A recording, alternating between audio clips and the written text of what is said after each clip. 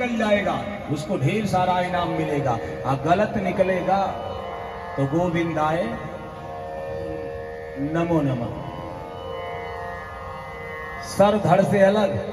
अच्छा कौन जाए गलत हो जाए, क्योंकि सब तुक्का मारने ज्यादा होते हैं, तुक्का मारने वाले। एक बनारस का पंडित था बड़ा तेज, कहा मैं बताता हूं। राजा से कहा मैं बताऊंगा। राजा ने कहा बताओ पंडित। कहा एक कागज लाओ लिख देता हूं। कागज पे लिख दिया, उसको फोल्ड कर दिया, चिट बना दिया, अब बना करके राजा के हाथ में दिया। कहा जो तुम्हारी पत्नी को पैदा होगा वही इस चिट में लिखा रहेगा, खोल के देख लेना, उसके पहले मत खोलना। अच्छा संजोग से राजा को पुत्र पैदा हुआ। राजा ने पंडित को बुलाया, उसी के सामने चिट खोली जाएगी। पंडित जी आए, चेला को लेकर के आए। आज ऐसे चेला को लेकर के आए रमेश बाबा, चेला पीछे पीछे, पंडित जी आगे आगे। राजा ने कहा पुत्र पैदा हुआ, आपने चिट में क्या लिखा? कहा लाइए। राजा ने चिट दिया, और जैसे खोला गया उसमें लिखा था, पंडित ने पढ़ के बताया, पुत्रो न पुत्री, पुत्र होगा पुत्री नहीं। देख लिया कन्फर्म। राजा बड़ा खुश हुआ। लोग कहेंगे कि पुत्र होगा या पुत्री, इसने लिखा पुत्र होगा पुत्री, इतना कन्फर्म। ढेर सारी दक्षिणा दिया। पंडित जी ने गठियाया, चेला के सर पे रखा, मुस्कुराते मंद मंद निकले काशी की तरफ। चेला बड़ा चालाक था, चेला घाट राजगुरु मठ का था। चेला ने कहा पंडित जी से, गुरुदेव अगर पुत्री हुई होती तो? पंडित ने कहा लल्ला वही लिखा था। बोले क्या? आप तो बोले पुत्रो न पुत्री। कहा बेटा मैं पढ़ देता, पुत्रो न पुत्री, पुत्र नहीं होगा पुत्री। चेला बड़ा चालाक था। चेला कहा गुरुजी अगर कुछ नहीं हुआ होता तो? पंडित जी बोले बनारसी हैं, इतना जल्दी पकड़ाएंगे? वो तो मैंने वही लिखा था, पुत्रो न पुत्री, न पुत्र होगा न पुत्री। धन्य हो ज्योतिष महाराज। एक आदमी एक पंडित जी के यहाँ कहा खेत में पानी कहां से निकलेगा? पंडित जी ने बता दिया, यहाँ खुदाई करो, बोर करो, पानी निकल गया। खोदा गया, पानी निकला। घर पे पंडित जी का निमंत्रण था, दिव्य भोजन, 3-4 किस्म की सब्जी, बढ़िया एकदम, चावल बासमती का, दाल फ्राई फर्स्ट क्लास एकदम। पंडित जी के सामने आ गया। पंडित जी भोजन नहीं कर रहे। जजमान की पत्नी ने कहा पंडित जी भोजन करिए। पंडित जी ने कहा शुद्धि नहीं है।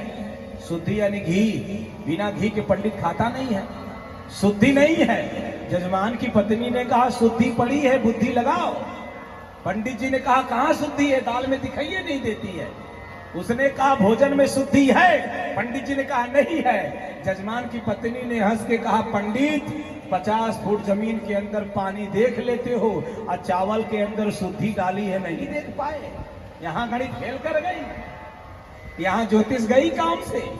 तो कभी कभी ये लोग भी पकड़ा जाते हैं, क्या करें, कितना गप मारे, पकड़ में आ ही जाते हैं। तो निवेदन करो, मैं सम्मान करता हूं। नारद जी से कहा जरा बिटिया के बारे में बताओ, हमारी बिटिया कैसी है? नारद बाबा ने हाथ देखा, हाथ देख करके मैया के माथ को देखा, और इसके बाद कहा ये बेटी सामान्य नहीं है, ये बिटिया सामान्य नहीं है। बोले कौन सी बिटिया है, इसके बारे में क्या बताना चाहते हैं? नारद बाबा ने कहा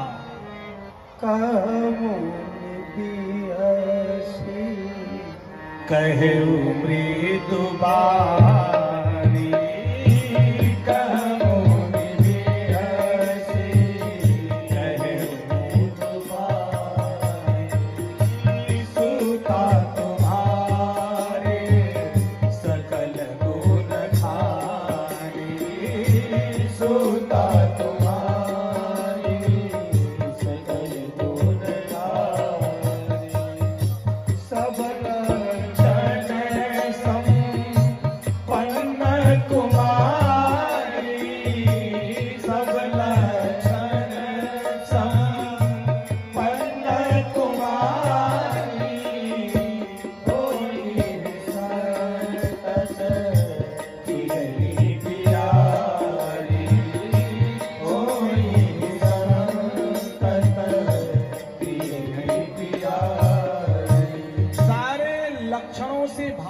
की बिटिया है।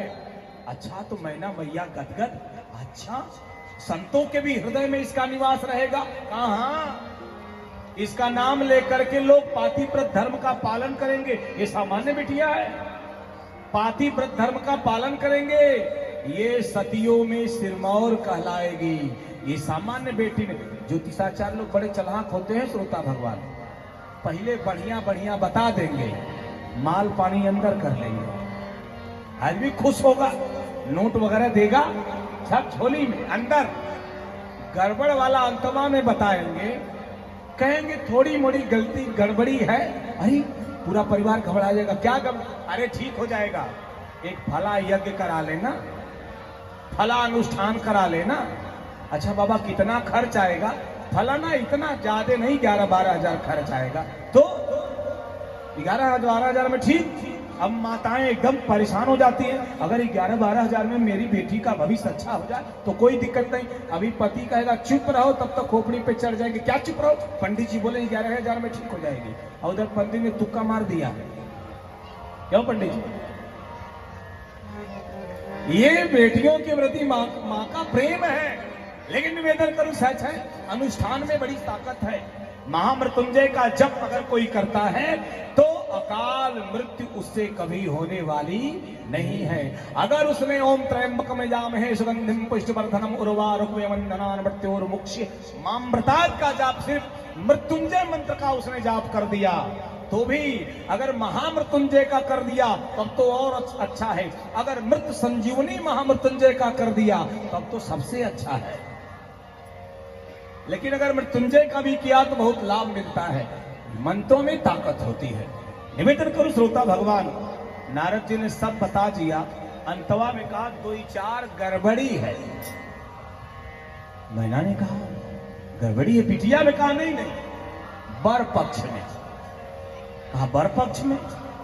कहा हाँ, यानी लड़की के पति में? कहा हाँ, लड़की के पति में। अब तो मैना घबरा गई, अरे मेरे दामाद में कौन सी गड़बड़ी? अच्छा मान ले मैया, आपके घर में कोई ज्योतिषाचार्य आए, कोई भविष्य वक्ता आए, आपकी बेटी का खूब वर्णन करे, दामाद 50,000 रुपए महीना नहीं 1 लाख रुपए, अरे छोड़ो 5 लाख रुपए जो है पैकेज पे काम कर रहा है। अभी माताएं गदगद, 5 लाख रुपए पैकेज पर काम, सालाना 5 लाख रुपए उसकी बचत है। माताएं गदगद खुश, और तब तक पंडित जी बस बोलते बहुत कोई समस्या थोड़े है, कोई सांझ को थोड़ा सा। कितने लोग करेंगे शादी? बस जान जाए कि दामाद शाम को 1 बोतल लेता है, एक ही अवगुण बस पता चलेगा, कोई शादी करेगा? नहीं करेगा। अगर पता चल जाए कि दामाद 20,000 कमाता है लेकिन कोई नशा नहीं करता है, ये शादी करने को तैयार हो जाएंगी, क्योंकि अगर नशा नहीं करेगा तो मेरी बेटी सुखी रहेगी। अगर लाख रुपए महीने कमाएगा और शाम को आकर के वही भंडक मचाएगा तो कोई अपनी बेटी का विवाह करने वाला। एक अवगुण पे माताएं भाग जाती हैं। नारद बाबा ने कहा दामाद में 11 अवगुण है। अब सोचो, क्यों भैया एक अवगुण पे आप भाग जाओगे, और जब सुन लोगे कि आपके दामाद में 11 अवगुण है, कोई करेगा विवाह? वहां कहेगा पंडित जी 11 रुपया लीजिए, रास्ता पकड़िए। नारद बाबा से मैना ने कहा 11 अवगुण? अरे कौन से अवगुण है मेरे बिटिया के दाम पति में? नारद बाबा ने कहा गिनो। 11 अवगुण है। कहा कौन? अगुण अमान मातु पितु अगुण अमान मातु पितु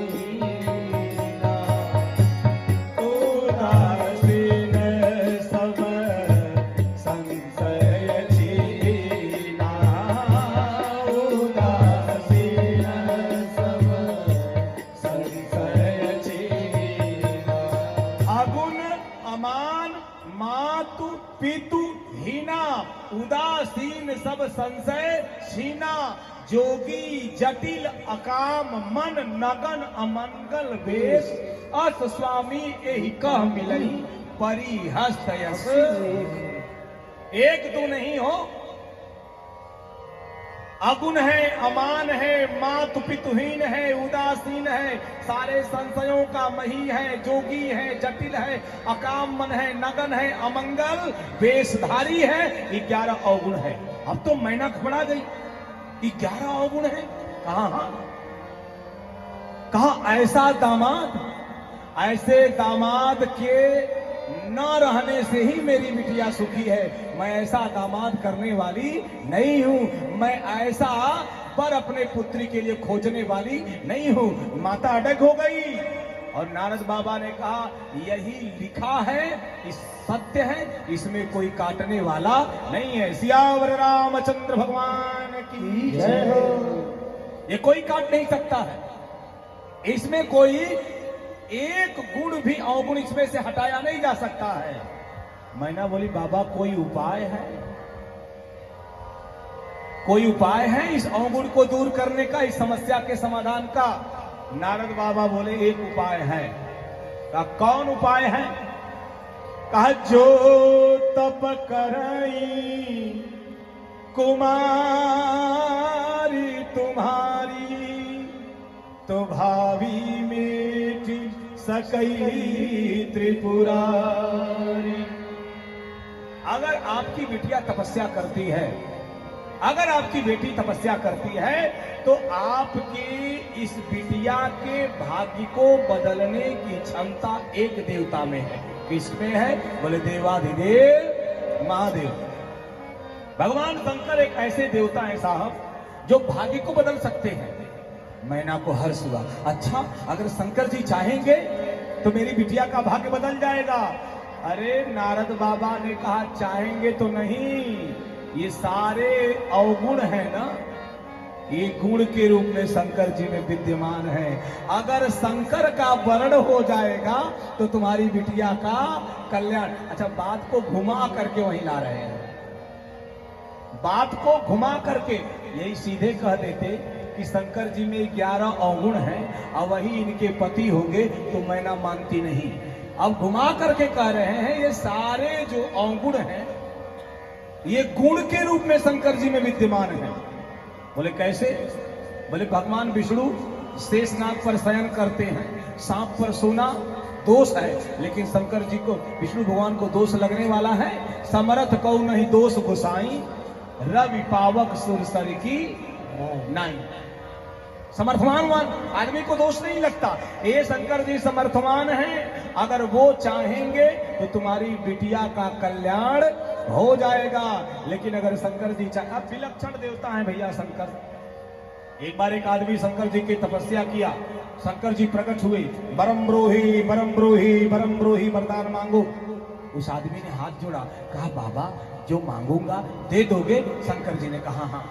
कहा तो पहले समय दे दो, मैं घर से मांग के आता हूं, पूछ के कौन सा वरदान मांगना है आपसे मांग लूंगा। शंकर जी ने कहा सुनो, जाओ जाओ घर से पूछ के आओ। आया, दरवाजे पर पिताजी थे, अंधे थे। कहा बाबूजी शंकर जी प्रसन्न हैं, वरदान मांगने को कहे हैं, कौन सा वरदान मांगू? पिता ने कहा बेटा मैं अंधा हूं, तुम्हारा आज तक चेहरा नहीं देखा, मेरे लिए आंख मांग लेना। अंदर गया, माँ को प्रणाम किया, माँ से पूछा शंकर जी एक वरदान देने को कहे हैं, कौन सा वरदान मांगू? माँ ने कहा बेटा विवाह हुए तुम्हारा 10 वर्ष बीत गया, मैंने पोते का मुख नहीं देखा, अपने लिए बेटा मांग लेना। अंतःपुर में गया, श्रीमती जी के यहाँ, श्रीमती जी से पूछा कहाँ मांगना है? एक वरदान शंकर जी देने को कहे हैं। श्रीमती जी ने बोले क्या मांगोगे? जब से मायके से आई हूं, मायके की ही साड़ी पहन रही हूं, एक नथिया मंगटिका नहीं बना सकते, क्या मांगोगे? धन मांग लेना। अब बेचारा टेंशन में हो गया। अगर पिता की बात माने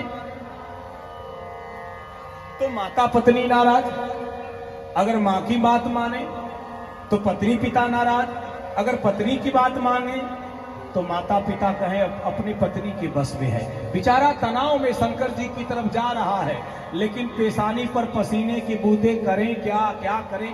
तब तक नारद बाबा मिल गए। नारायण नारायण नारायण। इसने प्रणाम किया। नारद बाबा ने कहा बच्चा बड़ा तनाव में दिख रहे हो। इसने कहा शादी किए रहते तो समझ में आता तनाव क्या है। बिना विवाह के हो तो जितना मजे में नारायण करना है कर लो, विवाह वालों से पूछो नारायण माने क्या होता है। नारद बाबा ने कहा सुनो समस्या तो बताओ। इसने समस्या बता दिया और जैसे इसने समस्या बताया नारद बाबा ने कान में मंत्र फूंक दिया। ये मंत्र है। ये पहुंचा भोले बाबा के यहाँ और भोले बाबा से कहा बाबा मैं जो मांगूंगा दे दोगे। शंकर जी ने कहा मांगो बेटा। इसने वरदान मांगा, हे भोले बाबा मुझे वरदान दीजिए कि मेरे पिताजी अपने पोते को सोने के कटोरा में सोने के हाथी पर दूध भात खाते देखें। भोले बाबा ने कहा तथास्तु तथास्तु तथास्तु। ये भगा एकदम नाचते हुए। पार्वती जी शंकर जी के पास आई। आज भंग खाए हो क्या भोले बाबा? बोले हुआ क्या? कहा कितना वरदान देना था? कहा एक। कितना दिए? कहा एक। कहा 3 ले गया। कहा कैसे? कहा उसने क्या मांगा? कहा उसने मांगा है कि मेरे पिताजी अपने पोते को सोने के कटोरा में सोने के हाथी पर दूध भात देखें खाते। कहा 3 कैसे हो गया? 1 है। माता पार्वती ने कहा उसका पिता अंधा है, आंख दो। 1 हो गया। हाँ 1 तो हो गया। दूसरा? कहा उसको पुत्र नहीं हो, पुत्र दो। कहा अच्छा 2 हो गया। तीसरा? माता पार्वती ने कहा सोने का कटोरा और सोने के हाथी सुदामा तिवारी के घर नहीं मिलता है। राजा जो होता है उसके घर होता है। यानी धन दो। 1 मांगना था 3 मांग के ले गया। भोले बाबा ने कहा खुश तो हुआ चाहे जितना मांग के ले जाए।